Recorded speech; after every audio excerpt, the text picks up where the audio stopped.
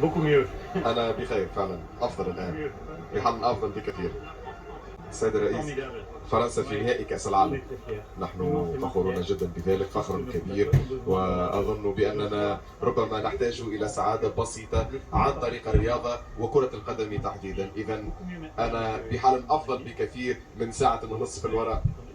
نعم كنت متوتر لأن المباراة لا يمكن أن تفوز بها قبل أن تلعبها، والمغاربة لعبوا بشكل ممتاز، والمباراة ما كانت تكون نفسها لو عدلوا النتيجة. نحن تعذبنا في العديد من الفترات، لكن رأينا منتخب فرنسي كبير، وأنا أريد أن أقول شكرا لمدربنا ديدي ديشان ولهذا المنتخب بصفة عامة الذي هو مزيج من العديد من الأجيال. هذا هو الأمر الجميل.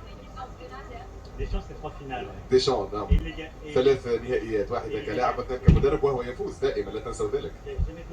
لا يوجد 2 دون ثالثة. ديدي ديشان موجود مع البركة ومهارته، وسنكون كلنا معه، وسوف نعود بالكأس بالتأكيد. يجب أن يبقى. وبما أنك جيد في التوقعات، ما هو رأيك؟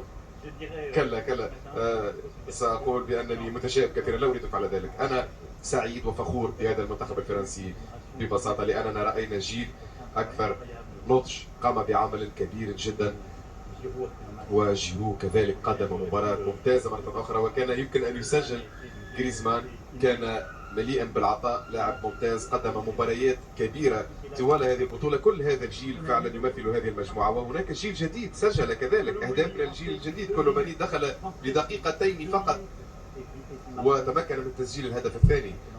إذا نحن فخورون بالتأكيد. هرنانديز الذي هو رائع واكتشاف، حسنا ربما ليس اكتشاف لأنه لديه مسيرة ممتازة، ولكن يقدم مستوى ممتاز. إذا لدينا جيل شاب وجيل صاعد، الخبرة والشباب، أنا فخور بهم، سيطروا على المجريات. حارس كبير كذلك، لا تنسوا بيجو لوريس الذي كان في الموعد، وكيليان مبابي قام بعمل كبير جدا كذلك.